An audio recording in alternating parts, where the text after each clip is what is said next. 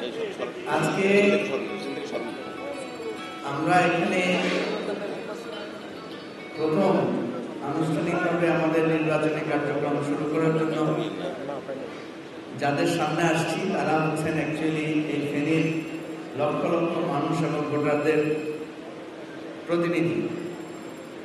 কারণ সাংবাদিকেরা যা লিখেন, যেটা প্রচার করেন, সেটাই মানুষ জানতে পারে।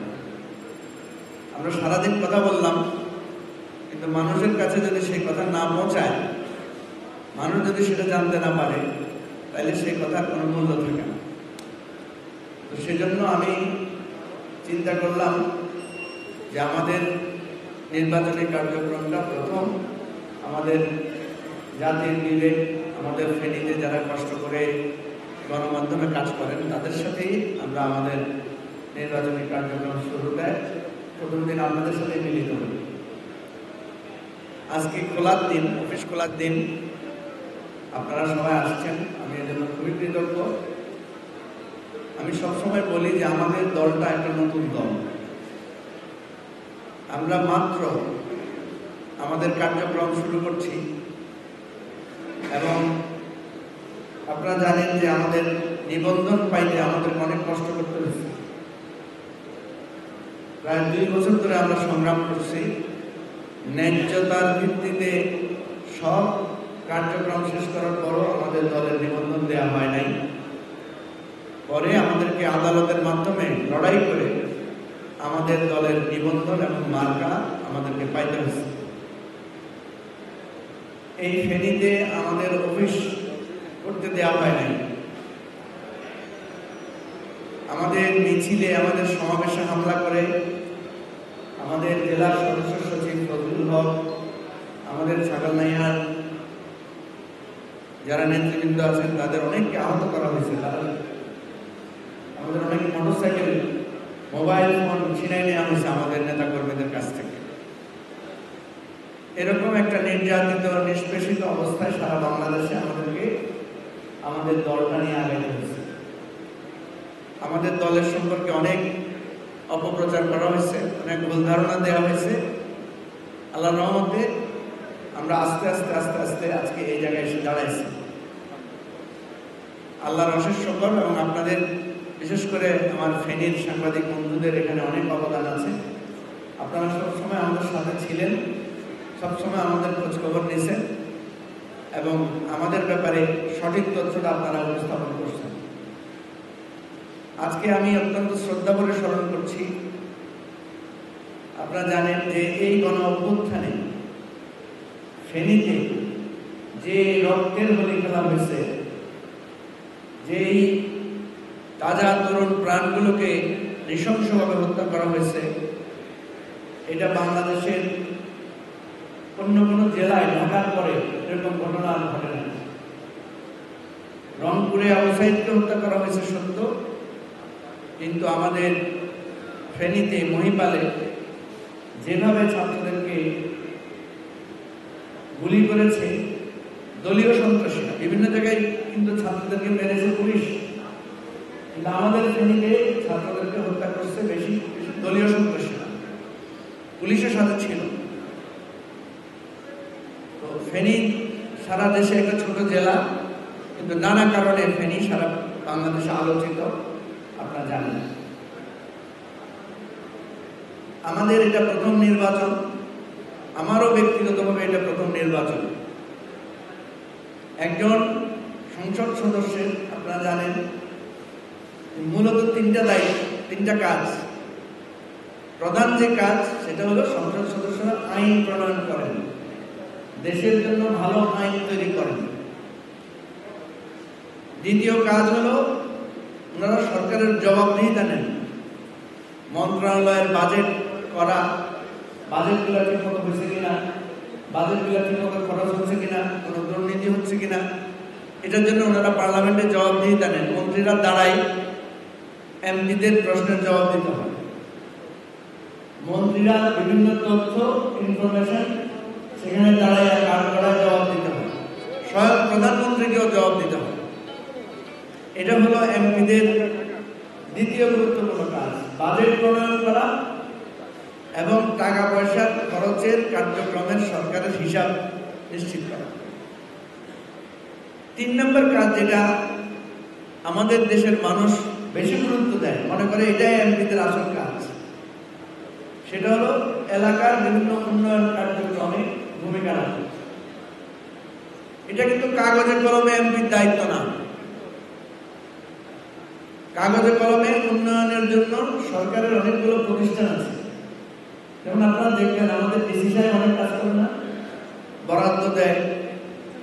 আমাদের এখানে অনেক অফিসার আছে, টিওনো সাহেবরা আছেন, ডিসি সাহেব আছেন, বিভিন্ন ডিপার্টমেন্টের এলজিইডি, এলজিআরডি, হেলথ, এডুকেশন, সমাজ কল্যাণ, এই ধরনের বড় বড় অফিসার এখানে আছেন। একটা জেলায় এই যে বড় বড় অফিসার নিয়োগ দেওয়া হয়, আপনাদের কাজটা কি? এর বাইরে ইউনিয়ন পরিষদ আছে, উপজেলা পরিষদ আছে, চেয়ারম্যান আছে, মেম্বার আছে। এদের সবার কাজ হচ্ছে সংসদে যে বাজেটটা পাস হয়, সেই বাজেটের ভিত্তিতে যে বরাদ্দটা হয়, ওনারা এই কাজগুলো তদারক করেন। রাস্তাঘাট ঠিক মতো হচ্ছে কিনা, ব্রিজ কালভার্ট ঠিক মতো নির্মিত হচ্ছে কিনা, স্কুলগুলো ঠিক মতো চলছে কিনা, হাসপাতালের চিকিৎসা ঠিক মতো হয় কিনা, পুলিশ ঠিক মতো কাজ করে কিনা, আইন শৃঙ্খলা পরিস্থিতি ঠিক আছে কিনা, মানুষের কোথায় কি ক্ষতি হচ্ছে, কি বিপদ আছে সেটা দূরীভূত করা, মসজিদ, মাদ্রাসা, নানা ধরনের উন্নয়নমূলক কাজ।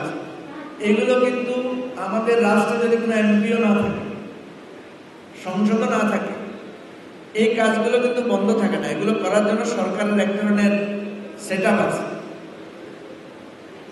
এমপি সাহেবদের আসল কাজ হচ্ছে এই কাজগুলো ঠিক মতো হচ্ছে কিনা এটা তদারক করা। কিন্তু আমাদের দেশে এই ভুল ধারণাটা আছে যে মানুষ এমপির কাছ থেকে বিভিন্ন রকমের ওয়াদা চায়, আপনি কি করবেন। এই জন্য আমরা যে নতুন রাজনীতিটা করতে চাচ্ছি, আমরা যে নতুন দল করেছি, সেই দলের মূল চিন্তা হচ্ছে যে আমরা সঠিক কাজটা করার জন্য চেষ্টা করব। আমাকে অনেকে বলে যে আপনি যদি নির্বাচিত হন কি করবেন, এটা ওয়াদা দেন। আমি বলছি কি করব এটা গুরুত্বপূর্ণ না, বরং কি করব না এটা গুরুত্বপূর্ণ। তো এটা আবার কেমন কথা? আমি আজকে আপনাদের সামনে সংক্ষেপে, ভবিষ্যতে আরো কথা বলতে পারবো, আজকে প্রথমে বলতে চাই আমরা আসলে এবি পার্টির পক্ষ থেকে আমাদের অঙ্গীকার হচ্ছে আমরা কি কি করব না। 1 নম্বরে আমার আপনাদেরকে সাক্ষী রেখে ঘোষণা হচ্ছে যে এবি পার্টির নেতা কর্মী বা এমপি বা চেয়ারম্যান যেই হোক, উনি উনার ঘাটলায় বসে কোনো বিচার আচার করবেন না। বিচার আচারের দায়িত্ব কি ঘাটলা? বিচার আচারের দায়িত্ব কোর্ট আছে না? থানা আছে, কোর্ট আছে, আদালত আছে। সুতরাং আমাদের প্রথম অঙ্গীকার হচ্ছে, প্রথম ঘোষণা হচ্ছে আমরা ঘাটলায় বসে কোন সিদ্ধান্ত গ্রহণ করার এই নীতি আমরা করব না। কোন ঘরের ড্রয়িং রুমে বসে, কাঁচারি ঘরে বসে, উঠানে বসে এই ধরনের কার্যক্রম আমরা করব না। এমপি সাহেবের যদি ঘাটলা না থাকে তাহলে আর কারো থাকবে না। তার মানে হচ্ছে আমাদের চেষ্টা থাকবে যে যেই জায়গায় যেই কাজটা থাকবে, যার যেটা দায়িত্ব থাকবে, সে প্রপারলি সেই কাজটা করবে। যে সরকারি কাজে, সরকারি কার্যক্রম, যার যেটা কাজ সেটা এমপি সাহেব করবেন না। ওসি সাহেবের কাজ এমপি করবেন না, ডিসি সাহেবের কাজ এমপি করবেন না, হেডমাস্টারের কাজ এমপি সাহেব করবেন না, ইউনিয়ন পরিষদ চেয়ারম্যানের কাজ এমপি সাহেব করবেন না। আমি কথা কি বুঝাতে পারছি? ডিসি সাহেবের যে কাজ সেটা যাতে ডিসি সাহেব করতে পারেন, ওনার কাজে কোনো হস্তক্ষেপ এমপি সাহেব করবেন না। ওসি সাহেবের কাজ, এসপি সাহেবের কাজ যেটা, সেই কাজে আমরা কোনো হস্তক্ষেপ করব না। 3 নম্বর হলো আমরা কোন ধরনের নির্বাচন, স্কুল কমিটি, আপনার কলেজ কমিটি, ইউনিয়ন পরিষদ, উপজেলা, এই সমস্ত কাজে নিজের আত্মীয় স্বজন, নিজের দলীয় লোকজন, নিজের পছন্দের লোক, নিজের গ্রুপের লোক, এই ধরনের লোকদেরকে দিয়ে নির্বাচন করানোর কাজ আমরা করব না। তাহলে আমাদের অঙ্গীকার হলো 3টা না। আপনাদেরকে বলছি 3টা না, 3টা কাজ করব না আমরা। আমি রিপিট করছি। একটা হলো প্রশাসনের কাজ, সেটা আমরা করব না, উঠানে বৈঠকে ঘাটলায় থাকবে না। 2 নম্বর হলো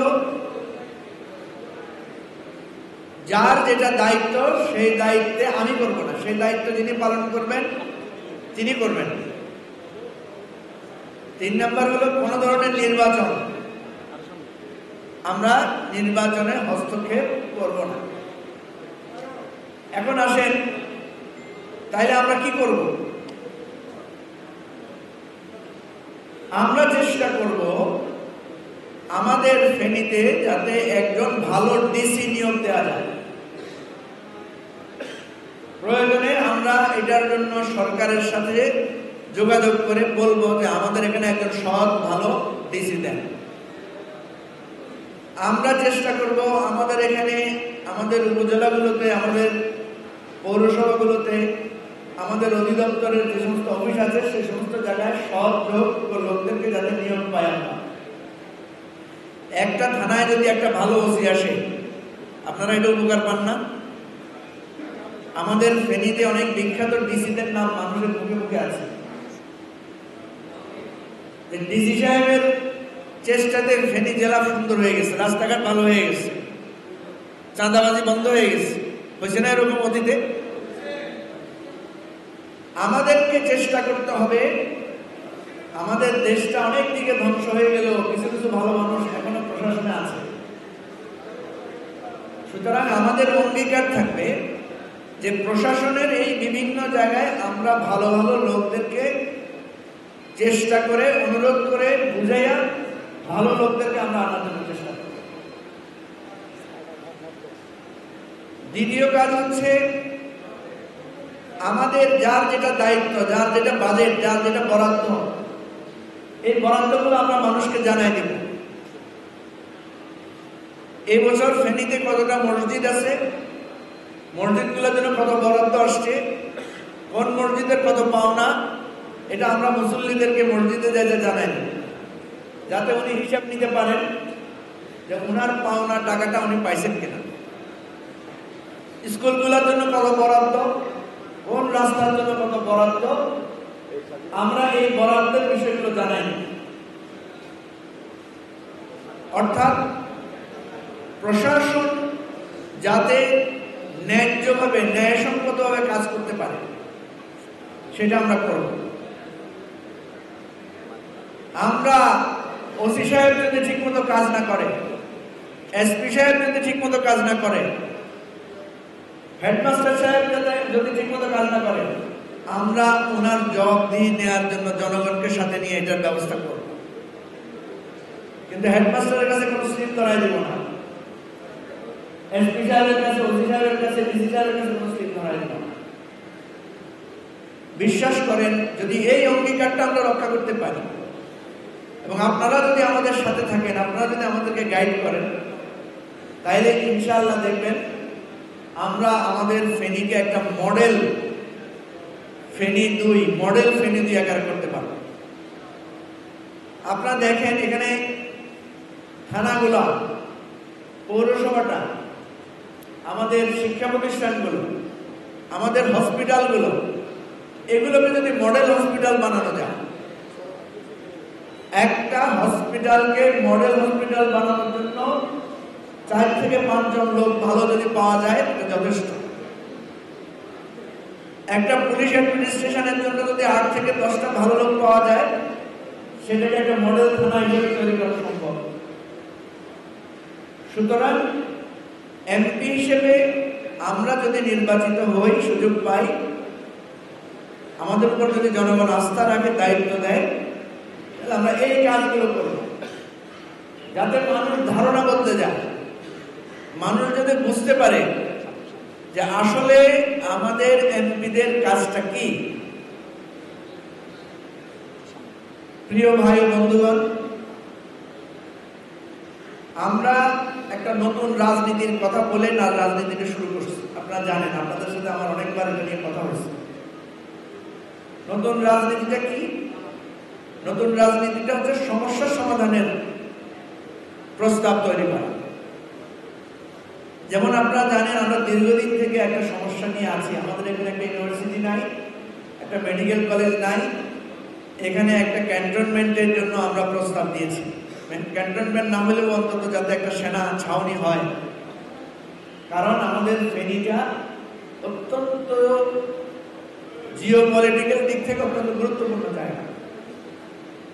সুতরাং এই তিনটি দাবি আমরা ইতিমধ্যে, আপনারা জানেন যে আমি বিভিন্ন উপদেষ্টাদের সাথে দেখা করে ওনাদের কাছে উপস্থাপন করেছি। মেডিকেল কলেজ এবং ইউনিভার্সিটির জন্য ওনারা বলেছেন আমরা যদি ভালো জায়গা দিতে পারি তাহলে ওনারা এটা প্রস্তাব আকারে ওনারা তুলবেন, বার্ষিক পরিকল্পনায় এডিপিতে ওনারা এটা অন্তর্ভুক্ত করবেন। আমি এখানে সিনিয়র অনেক সাংবাদিকদেরকে দেখতে পাচ্ছি, প্রেস ক্লাবের সভাপতি, আপনাদের বিভিন্ন ইউনিয়নের সভাপতি, সম্পাদকেরা এখানে আছেন। আপনাদের কাছে আমাদের অনুরোধ থাকবে, আমরা যাতে ফেনী ইউনিভার্সিটি, মেডিকেল কলেজ এবং এখানে যদি একটা সেনা ক্যাম্পও যদি হয়, এই তিনটার জন্য আসেন সবাই মিলে আমরা একটা প্ল্যান দাঁড় করাই, কোন জায়গাটা অ্যাকোয়ার করলে সুবিধা হবে। এবং আমরা আপনাদেরকে সাথে নিয়ে এই নীতি নির্ধারণের জায়গাগুলোতে আমরা ভূমিকা রাখব। আমাদের এবারে বন্যা নিয়ন্ত্রণের জন্য যে স্থায়ী একটা পরিকল্পনা করা হয়েছে, এটাতে আপনারা সবাই সাক্ষী আছেন। আমরা প্রায় 4,500 কোটি টাকার একটা বরাদ্দ অলরেডি এটা পাওয়া গেছে।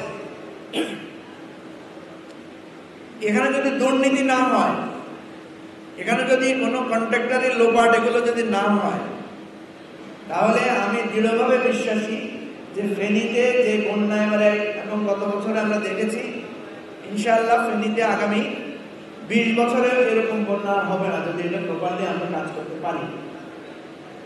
এখানে সবচাইতে বেশি দরকার আমাদের ঐক্য, সবচাইতে বেশি দরকার ফেনীর কল্যাণের জন্য, ফেনীর উন্নয়নের জন্য আমাদের সবাইকে একসাথে কাজ করা। আপনারা জানেন এখানে যারা যারা প্রার্থী আছেন তারা সবাই আমার অত্যন্ত শ্রদ্ধেয়। বিপি জয়নাল ভাই, উনি একজন বীর মুক্তিযোদ্ধা, উনি একজন আজন্ম সংগ্রামী মানুষ। উনার প্রতি আমাদের শ্রদ্ধা পরিপূর্ণভাবে আছে। এরপরে আছেন লিয়াকত আলী ভূঁইয়া ভাই, উনিও আমার অত্যন্ত সশ্রদ্ধ মানুষ, সবসময় এই ফেনীর মানুষের সাথে ছিলেন। আমি ওনাদের তুলনায় একজন নতুন প্রার্থী। আমরা ফেনীর জনগণের কাছে একটা আবেদন নিয়ে এসেছি। আমাদের আবেদনটা কি দেখবেন, আমাদের পোস্টারে কয়েকটা কথা আছে। একটা আমরা বলেছি যে মার্কা এবং প্রার্থী সব যদি পুরান হয় তাহলে পরিবর্তনটা কিভাবে হবে। পুরাতনদের কাছে আমরা পরিবর্তনের কি প্রত্যাশা করি। আমি অনুরোধ করব যে ফেনীর আমরা পরিবর্তন চাই। পরিবর্তন চাইতে গেলে চিন্তা এবং কর্মনীতির পরিবর্তন দরকার। আমি দেখেছি যে আমাদের সিনিয়ররা ওনারা পুরানো ধাঁচে নানা ধরনের অঙ্গীকার করে যাচ্ছেন। আমার অনুরোধ থাকবে যে নতুন প্রজন্ম এই পুরানো অঙ্গীকার এবং এই ধরনের ট্রেডিশনাল রাজনীতি আর দেখতে চায় না, নিজেদের মধ্যে দ্বন্দ্ব সংঘাত দেখতে চায় না। আমরা একসাথে কাজ করতে চাই। আমার অনুরোধ থাকবে যে আমি নতুন হিসেবে আপনাদের সাহায্য চাই, সমর্থন চাই। সমর্থন যদি পাই, আমরা জাতীয়ভাবে যেভাবে ভূমিকা রেখেছি, যেভাবে আমাদের বিভিন্ন জায়গায় পরিচিতি তৈরি হয়েছে, সবার সাথে যেহেতু আমাদের একটা দৃঢ় সম্পর্ক তৈরি হয়েছে, আমরা যেহেতু জাতীয় গণমাধ্যমে প্রতিদিন কথা বলার সুযোগ পাই, আমরা আমাদের কথাগুলো বলতে পারব। এইটাই আমার একটা আবেদন যে সিনিয়র এবং আমি যদি নিজেকে জুনিয়র হিসেবে বলি, সেই হিসাবে আমি মনে করি আমার অ্যাডভান্টেজটা একটু বেশি আছে। আমি একটু বেশি জায়গায় কথা বলার সুযোগ পাই, বেশি জায়গায় ফেনের মানুষের কথাটা পৌঁছাতে পারবো। এটা ওনাদের প্রতি সম্মান রেখে আমার একটা আবেদন। 2 নম্বর হচ্ছে পরিবর্তনের সময় সবসময় আসে না, সব সময় সব সুযোগ আসে না। আমার কাছে মনে হচ্ছে যে একটা সুযোগ আমাদের কাছে এসেছে, একটা বিরাট সময় এমনভাবে এসেছে যে এখন আমরা একটা কথা বললে কথার গুরুত্বটা থাকে। আমার জীবনে এই সুযোগ আর আসে নাই যে বাংলাদেশের যে কোনো উপদেষ্টা, যে কোনো সচিব, যে কোনো নীতি নির্ধারণী জায়গায় কথা বললে ওনারা কথাটাকে গুরুত্ব দেন, সম্মান দেন, কথাটা রাখেন।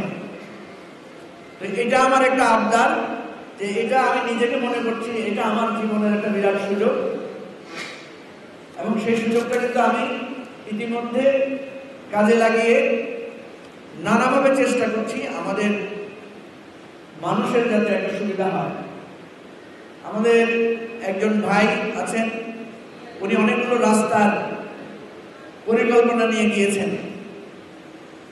একেবারে আমাদের ফেনী 2 আসনের এমন কোনো রাস্তা বাদ দেন নাই যেগুলোতে কাজ করা দরকার। আল্লাহর রহমতে সেই কাজগুলো আমরা আমাদের যে এলজিআরডি মন্ত্রণালয়ে দিয়েছি, এবং সেখান থেকে অনেকগুলো রাস্তার প্রজেক্ট পাস হয়েছে এবং বাকিগুলো আস্তে আস্তে পাস হচ্ছে। শিক্ষা প্রতিষ্ঠানগুলোর ল্যাবরেটরি, সায়েন্স ল্যাবরেটরি এবং খেলাধুলার কার্যক্রমের ব্যাপারেও আমাকে একজন ভাই অনেকগুলো দরখাস্ত নিয়ে গেছেন। হেডমাস্টারদের সাইন নিয়ে আমরা সেটা সাবমিট করেছি। অনেকগুলো স্কুল শিক্ষা সামগ্রীর বরাদ্দ পেয়েছে। এই কিছুক্ষণ আগে আমাকে সমাজ কল্যাণ মন্ত্রণালয়ের উপদেষ্টা পিএস ফোন করে বলেছেন, আমরা একটা প্রজেক্ট জমা দিয়েছি, এবারে বন্যায় যাদের বিশেষ করে গরু, ছাগল, হাঁস মুরগি ক্ষতিগ্রস্ত হয়েছে তাদেরকে একটা ক্ষতিপূরণ দিয়ে তাদেরকে একটা আর্থিক অনুদান দেওয়া হবে। তো উনি জানালেন যে আমাদের দেয়া একটা প্রজেক্ট সেখানে গ্রহণ করা হয়েছে। তো অনেকগুলো মানুষ একটু উপকার পাবেন। আমার অনুরোধ থাকবে, আপনাদের কোথায় কি সুবিধা অসুবিধা আছে এগুলো আপনারা ভালো জানেন। যারা ইউনিয়ন পরিষদ চেয়ারম্যান ছিলেন, মেম্বার ছিলেন, যারা বিভিন্ন প্রতিষ্ঠানে কাজ করেছেন, তারা জানেন কোথায় কিভাবে এই কাজগুলো করতে হয়। আপনারা যে কোনো প্রস্তাব নিয়ে আসলে আমরা চেষ্টা করব যে ফেনী অন্তত এই কার্যক্রমগুলো এগিয়ে নিয়ে যাওয়ার জন্য যাতে আমরা এই দায়িত্বটা পালন করতে পারি। আমি ক্রীড়া ও যুব মন্ত্রণালয়ের সাথে কথা বলে দেখলাম যে আমাদের এখানে যুবকদের প্রশিক্ষণের জন্য একটা বড় সেন্টার করার সুযোগ আছে। সেই সেন্টারটাও যাতে আমরা করতে পারি সেটার জন্য আমরা ইতিমধ্যে একটা ফাইল ওয়ার্ক শুরু করেছি, সেটা আমরা করতে পারব। আমি আপনাদেরকে যে কথাটা বলছি যে এই সুযোগটা আসছে একটা পরিবর্তন করার, ফেনীকে নতুন করে গড়ে তোলার। এই পরিবর্তনের সুযোগটা আমরা সবাই মিলে যদি চেষ্টা করি তাহলে আমরা ইনশাআল্লাহ পারব। আমাদের এখন কোনো দায়িত্ব নাই, ক্ষমতা নাই, শুধু একটু পরিচিতি আছে, মানুষের কাছে একটা সমাদর আছে, মানুষের কাছে একটা ছোটখাটো সুনাম আছে। এইটাই আমাদের পুঁজি। ইনশাআল্লাহ এটা আপনারা যদি আরো একটু সাহায্য করেন, এটা নিয়ে আমরা মানুষের দ্বারে দ্বারে যেতে পারবো, এই দেশটার জন্য আমরা কিছু কাজ করতে পারবো। আপনাদের কারো ছোট ভাই, কারো বন্ধু, কারো হয়তো বয়সে একটু বড় হব, সব মিলে আজকে আমি আপনাদেরকে সাক্ষী রেখে আপনাদের মাধ্যমে আপনাদের দোয়া চেয়ে ফেনী 2 আসনে আমাদের এই নির্বাচনী কার্যক্রম শুরু করছি। অনেকে বলেন যে আপনার কত ভোট আছে। আমি সবসময় বলি যে আমার কোনো ভোট নাই, কারণ আমি নতুন। প্রত্যেক মানুষেরই শুরু হয় নতুন করে। আপনারা এখানে যারা আজকে সাংবাদিক, যেদিন প্রথম আপনি ক্যামেরা হাতে নিয়েছেন, সেদিন আপনি ক্যামেরা কিভাবে ধরতে হবে, আলোটা কোথায়, ফ্রেমটা কিভাবে ধরতে হবে, সেটা আপনি জানতেন না। কিন্তু এখন আপনি এক্সপার্ট, এখন আপনাকে লোকেরা সবাই চিনে। এটাই পৃথিবীর নিয়ম। আমরা নতুন হিসেবে এসেছি।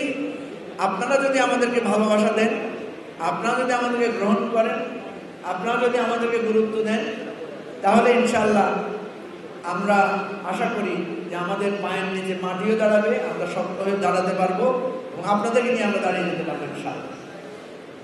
আমি জাতীয় রাজনীতির, যেহেতু সাংবাদিক ভাইরা এখানে আছেন, দু একটি কথা বলে আমার কথা শেষ করব। এই রাষ্ট্রটা আজকে এই জায়গায় এসেছে, আপনারা জানেন যে 50, 54, 55 বছরের আমাদের এই জার্নি, সংঘাতের রাজনীতি, হিংসার রাজনীতি, প্রতিহিংসার রাজনীতি আজকে আমাদেরকে শেষ করে দিয়েছে। আমি সবসময় বলি যে আমাদের প্রধান সমস্যা কি? আমাদের প্রধান সমস্যা যদি এটা হইতো যে আমাদের জাতির পিতাকে আমরা এটা জানি না, এই কারণে আমাদের এত সমস্যা। তাহলে তো আমাদের কোনো অসুবিধা নাই, একজন জাতির পিতা ঘোষণা করে দিলেই আমাদের ঘরে ঘরে চাকরি হয়ে যেত, আমাদের রাস্তাঘাট ঠিক হয়ে যেত, আমাদের হসপিটালগুলো খুব চালু হয়ে যেত, কি বলেন, হয়তো না? কিন্তু আমাদের আসল সমস্যা এটা না যে আমাদের জাতির পিতা নাই। আমাদের আসল সমস্যা এটা না যে আমাদের স্বাধীনতার ঘোষক কে, এটা নির্ধারণ করতে পারতেছি না বলেই আমাদের এত বিপদ। আমাদের আসল বিপদ হচ্ছে আমরা এখনো আমাদের রাষ্ট্রটাকে সঠিকভাবে তৈরি করতে পারি না। আমাদের একজন নাগরিক জানে না যে এই নাগরিকের তার বাজেট কত, এই বছরে কত টাকা সে পাওনা। আপনারা জানেন 8 লক্ষ কোটি টাকা আমাদের বাজেট, রাষ্ট্রের 40,000 টাকা পাওনা আছে বছরে, কিন্তু আমাদের নাগরিকেরা জানে না তার যে 40,000 টাকা এই রাষ্ট্র তার ব্যাপারে ব্যয় করার জন্য সিদ্ধান্ত নিয়েছে। যদি সেটা জানতো, সে রাষ্ট্রের কাছে জিজ্ঞেস করতো যে আমার জন্য রাষ্ট্রের খরচটা কই, আমার 40,000 টাকা কই। অর্থাৎ নাগরিকদেরকে আমরা নাগরিক হিসেবে তৈরি করি নাই, মালিক হিসেবে তৈরি করি নাই। আমরা রাষ্ট্রের নাগরিকদেরকে মনে করছি যে রাষ্ট্রের কাছে সে একটা গোলাম, সে একটা চাকর। এই জন্য নাগরিকেরা দেখবেন ওসি সাহেবের কাছে যায় সার করে, ম্যাজিস্ট্রেটের কাছে যায় সার করে, হসপিটালের ডাক্তারের কাছে যায় সার করে। মনে হয় যেন উনি যদি একটু দয়া করে চিকিৎসা করে, এটা তার একটা দয়া। ওসি সাহেব যদি তার একটা দরখাস্ত নেয়, এটা একটা দয়া। আপনারা বলেন এটা কি দয়া না দায়িত্ব? এটা ওনার দায়িত্ব। উনি চেয়ারে বসে আছেন, ওনার কাছে লোকেরা একটা চিঠি নিয়ে যাবে, উনি সেটা করবেন, এটা ওনার দায়িত্ব। ডাক্তার সাহেব চেম্বারে হসপিটালে বসেন এই জন্য যে উনি 200 লোক বা 100 লোককে চিকিৎসা দিবেন, এটা ওনার দায়িত্ব, এটা ওনার চাকরি। একজন দোকানদার যেমনি দোকান খুলে বসে, একজন কাস্টমারের জন্য অধীর আগ্রহে অপেক্ষায় থাকে, একজন ডাক্তারেরও দায়িত্ব সেটা, অধীর আগ্রহে উনি রোগীর জন্য অপেক্ষায় থাকেন। কিন্তু আমাদের ডাক্তারখানায় রোগী গেলে ডাক্তার খুশি হয় না, বেজার হয়।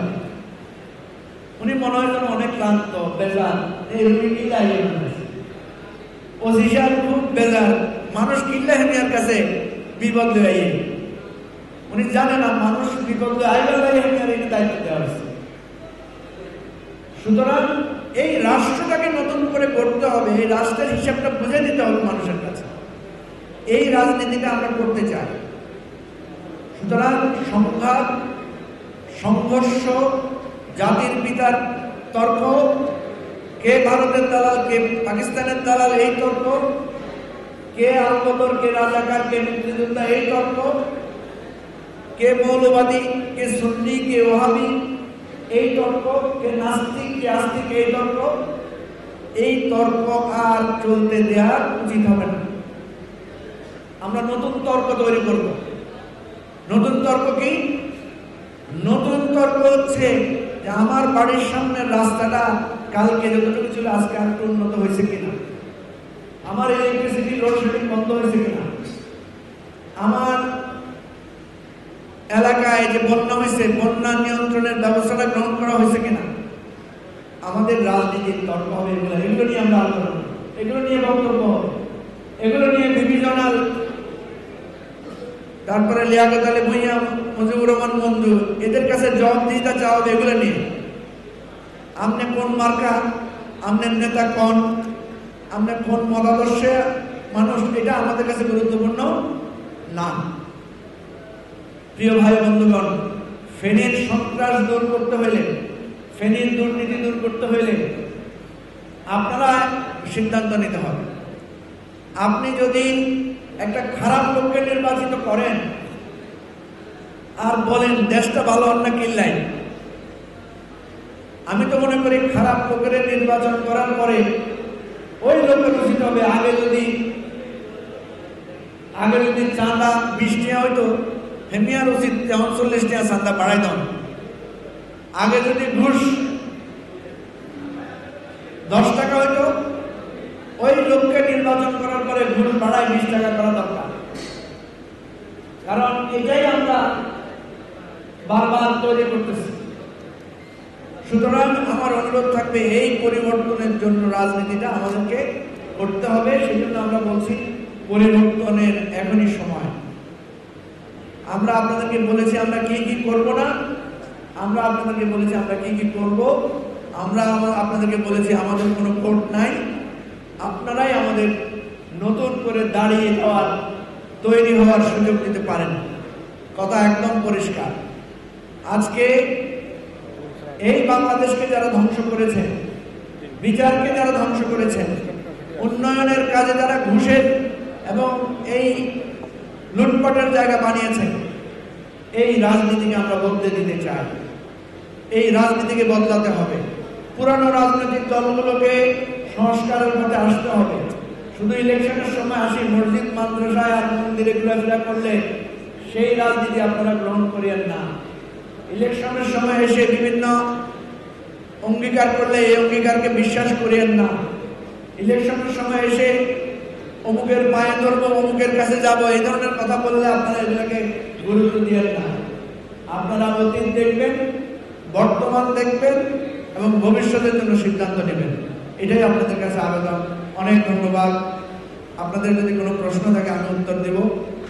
যে জামাতের এক নেতা বলছেন যে প্রশাসন ওনাদের নিয়ন্ত্রণে থাকবে, উঠবে বসবে।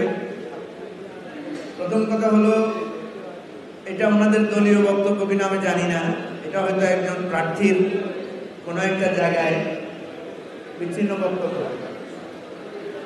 এটা ওনাদের দলের পক্ষ থেকে আমি মনে করি এটার একটা সুষ্ঠু জবাব দেওয়া দরকার। কারণ আমরা কিছুদিন আগে আমাদের একজন উপদেষ্টা আছেন মাহমুদ আলম, তথ্য উপদেষ্টা, ওনার একটা বক্তব্য শুনেছি। এটা নিয়ে বহু টক শোতে আমাকে জিজ্ঞাসা করা হয়েছে। উনি বলছেন যে ডিসি, এসপি, ওসি এগুলো নিয়োগের জন্য বিএনপি এবং জামাত নানাভাবে ওনারা ভাগ বাটোয়ারা করে নিয়েছেন। আমাদের নির্বাচন যদি এরকম হয় যে থানা, পুলিশ, ডিসি, এসপি কন্ট্রোলে থাকলে নির্বাচন কন্ট্রোলে চলে যাবে, তাহলে আর মানুষের দরকার নেই, তাহলে আর জনগণের এই ভোটের অধিকারের আর মূল্য কি থাকে? সুতরাং আমরা মনে করি অতীতের এই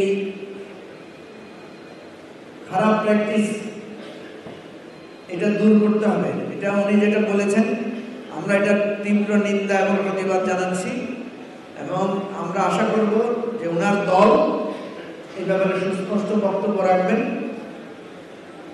এবং এই ধরনের প্রচেষ্টা এটা কিন্তু নির্বাচনের পরিবেশ নষ্ট করার একটা লক্ষণ। ধন্যবাদ। আমরা এবি পার্টি একটা নতুন দল। এর আগে আমাদের এই একটা প্ল্যাটফর্ম ছিল, সেটার নাম ছিল জন আকাঙ্ক্ষার বাংলাদেশ। এর আগে আমি ব্যক্তিগতভাবে জামাত ইসলামীতে ছিলাম, জামাত ইসলামের সদস্য ছিলাম। দলের সংস্কারের কিছু আলাপ নিয়ে আমাকে দল থেকে বহিষ্কার করা হয়। তো পরে আমরা এই বহিষ্কার আদেশের কারণে আমি রাজনীতি থেকে কিছুদিন অফ ছিলাম। তারপরে আমি একটা নতুন প্ল্যাটফর্ম করি, তারপরে আমরা এবি পার্টি গঠন করি 2020 সালে। আর ভাই যেটা বলছেন আমরা কিন্তু পরিষ্কার করে বলছি যে এই যে টেন্ডার কীভাবে করতো এগুলো আমরা আসলে জানিও না ভালো, ঠিক আছে? আমাদের অভিপ্রায় এবং অঙ্গীকার হচ্ছে যে এই জাতীয় সিদ্ধান্ত যার যেখানে হওয়ার, যার যেখানে কর্তৃত্ব সেখানে হবে। এটা কোনো কারো ড্রয়িং রুমে, কারো পার্সোনাল রুমে এগুলো হবে না। এটা অত্যন্ত স্পষ্ট উচ্চারণ, ব্যাস, এটাতে আর কোনো কথা নেই, ফুল স্টপ। ধন্যবাদ। পরিবর্তন একদম বড় ধরনের কিছু হয় নাই, কিন্তু কিছু ছোট ছোট পরিবর্তন হয়েছে। প্রথম হলো আপনাদের মনে থাকার কথা, আমরা রমজানে একটা ইফতারের আয়োজন করছিলাম এই হলে, কিন্তু করতে পারছিলাম না, করতে পারি নাই। আমাদের ইফতার করতে দেওয়া হয় না, আমরা এটা বুকিংও দিয়েছিলাম।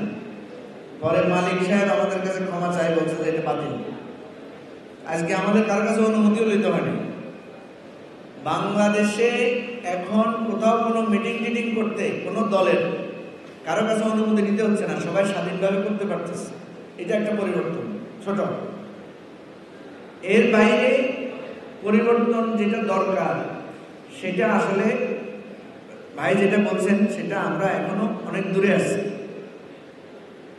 পরিবর্তনের জন্য আমরা কিছু মৌলিক জায়গা ঠিক করছি। যেমন আপনারা জানেন যে আমরা একটা সংস্কার কমিশনে অনেক আলোচনা হয়েছে না, গোড়ায় আমরা কিছু পরিবর্তন করছি। সেটা কি, প্রধানমন্ত্রী যিনি থাকবেন উনি 10 বছরের বেশি থাকতে পারবেন না। ইটস এ গ্রেট চেঞ্জ, যেটা আপনারা টের পাবেন পরে। অতীতে যেটা হয়েছে যে মরণ পর্যন্ত প্রধানমন্ত্রী যিনি হবেন উনি থাকবেন। 1 নাম্বার পরিবর্তন, যেটা আপনারা ভবিষ্যতে বুঝবেন এটার কনসিকুয়েন্সটা কি হয়। 2 নম্বরে আমাদের এখানে যে নিয়োগগুলো হতো, পিএসসি, নির্বাচন কমিশন, তারপরে এরকম কিছু সাংবিধানিক প্রতিষ্ঠান আছে, দুর্নীতি দমন কমিশন, এরকম 8-10টা প্রতিষ্ঠান আছে যেগুলো প্রধানমন্ত্রী নিয়োগ দিতেন। এখন আমরা বলছি যে প্রধানমন্ত্রী একা নিয়োগ দিতে পারবেন না। প্রধানমন্ত্রী বিরোধী দলীয় যিনি থাকবেন নেত্রী বা নেতা, একটা কমিটির মাধ্যমে এটা নিয়োগ দিবেন। এগুলোর ফলে যেটা হবে, ভবিষ্যতে দেখবেন দুদক মন্ত্রীদেরকে তলব করতেছে। আগে আমরা দেখতাম দুদক খালি বিরোধী দলের লোকদেরকে তলব করে, সরকারি দলের কারোর হাত দেয় না। এবারে দেখবেন সামনে যদি এটা ওয়ার্ক করে ঠিক মতো, ক্ষমতায় যারা আসে যদি তারা এটা মানে, তাহলে দেখবেন এটা চেঞ্জ হয়ে গেছে। পিএসসিতে দেখবেন প্রশ্ন ফাঁস হয়েছে না, বহুত রকমের দুর্নীতি, এগুলো কমে আনে। এবং দুদক যদি স্বাধীনভাবে কাজ করে, নির্বাচন কমিশন যদি স্বাধীনভাবে কাজ করে, এগুলো অনেক চেঞ্জ হবে। তা আমি অনেক লম্বা কথা না বলার জন্যই ছোট করে বলছি, আপনারা সবাই খুব সচেতন। পরিবর্তন অনেক কঠিন কাজ, শুরু হয়েছে। সামনে যারা ক্ষমতায় আসবেন, যেই আসেন, তারা যদি এই পরিবর্তন, তারা তো সাইন করছেন তাই না, এগুলোতে করছেন তো, তারা যদি এটা মেনে চলেন, বিশ্বাস করেন আগামী 5 থেকে 10 বছরে আপনারা নতুন কিছু দেখতে পাবেন। সেদিন আমি দেখছি একজন লোক, উনি সুপ্রিম কোর্টে একজন সিনিয়র লয়ার, উনি টক শোতে বলতেছেন ডক্টর ইউনূস একটা মিথ্যাবাদী, ডক্টর ইউনূস একটা প্রতারক, এই ধরনের কথা বলছেন। বলার পরে ওনাদেরকে পুলিশে ধরে লেগেছে, নিয়ে যায়নি। কিন্তু উনি যদি এটা বিএনপির প্রধান বা জামাতের প্রধানের বিরুদ্ধে বলতেন, দেখতেন ওনার বিরুদ্ধে গালিগালাজ করে বহুত কিছু হয়ে যেত। তাহলে এটা তো একটা পরিবর্তন, যে সরকারের যিনি প্রধান ওনার পাবলিকলি মিথ্যাবাদী প্রতারক ডাকতেছে, তাও অসুবিধা হইতেছে না, বলতে পারতেছে। তো এই ধরনের ছোট ছোট অনেকগুলো পরিবর্তন আছে, কিন্তু ওই পরিবর্তনে মানুষের খুব বেশি ফায়দা নাই। মানুষের পরিবর্তন হলো রাস্তায়, মানুষ পরিবর্তন চায় বাজারে, মানুষ পরিবর্তন চায় অফিসে যায় ঘুষ দেওয়া লাগের কিনা। আমি আপনার সাথে একমত, এখানে পরিবর্তনটা এখনো আসে নাই। এই পরিবর্তনটা আমাদেরকে আনতে হবে। এটার জন্য ইনশাল্লাহ আমরা নতুন আইডিয়া, নতুন চিন্তা আমরা করতেছি, আপনারা সামনে পাবেন আশা করি। 2টা কথা, ইলেকশন হবে কিনা এটা নিয়ে অনেক সংশয় আছে। আমি কয়েকটা জায়গা থেকে সংশয় দেখি না, সরকারের যারা উপদেষ্টা এবং প্রধান উপদেষ্টা সহ আছেন ওনাদেরকে আমরা দেখছি ওনারা সিরিয়াসলি আন্তরিক ইলেকশন হওয়ার ব্যাপারে। বিএনপি বড় দল হিসেবে আমরা দেখছি বিএনপি খুব সিরিয়াস। সেকেন্ড বড় দল হিসেবে জামাতকে আমরা দেখতেছি জামাতও খুব সিরিয়াস প্রচার প্রচারণা চালাচ্ছে। কিন্তু সরকারের যে আইন শৃঙ্খলা রক্ষাকারী বাহিনী এদের একটু দুর্বলতা এখনো আছে। ইলেকশন হওয়ার ব্যাপারে সংশয় নাই, ইলেকশন সুষ্ঠু হবে কিনা সুন্দরভাবে হতে পারবে কিনা এটা নিয়ে সংশয় আছে। আমরা তো চাচ্ছি, আমি সেদিন একটা প্রস্তাবও দিছি যে শেখ হাসিনা এসে উনি যদি আত্মসমর্পণ করেন তাহলে উনি কিন্তু এখানে আপিল করতে পারবেন ওনার মামলাটা। তাহলে উনি এসে আপিল করে ওনার মামলাটা উনি সঠিকভাবে যারা বলছেন যে বিচারের ত্রুটি বিচ্যুতি আছে এটা দূর করে উনি এখানে কন্টেস্ট করুন। উনি আত্মসমর্পণ করে উনি আইনগত সুবিধা নিয়ে এই বিচারটাকে উনি ফেস করুন, নাম্বার 1। এটার জন্য আমি একটা প্রস্তাব দিচ্ছি, প্রয়োজনে আওয়ামী লীগের নিষেধাজ্ঞা প্রত্যাহার করে আওয়ামী লীগের নির্বাচনে অংশগ্রহণ করুন। 2টা শর্ত, শেখ হাসিনা আসবে, আদালতে আত্মসমর্পণ করবে, আপিল করে ওনার বিচারটা উনি কন্টেস্ট করবে, আর আওয়ামী লীগের নিষেধাজ্ঞা যেটা আছে ওটা প্রত্যাহার করে আওয়ামী লীগকে নির্বাচনের সুযোগ অংশগ্রহণের সুযোগ দেওয়া হবে। আমাদের যে আমাদের এই নিরাপত্তা উপদেষ্টা গেলেন ইন্ডিয়ায়, কালকে রাত্রে ওনার সাথে আমার একসাথে আমরা রাত্রে ডিনার করছি। ওনাকে আমি বলছি যে এই 2টা আপনি দেখেন নেগোশিয়েট করতে পারেন কিনা, তাইলে আমাদের 2টা জিনিস আমরা বেঁচে যাব।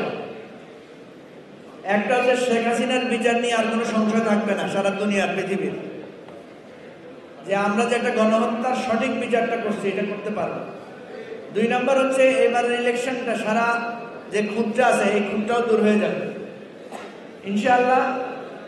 আমরা এটা পার্সু করব, দেখা যাক এটা কতটুকু আগায়। আমি চাই না।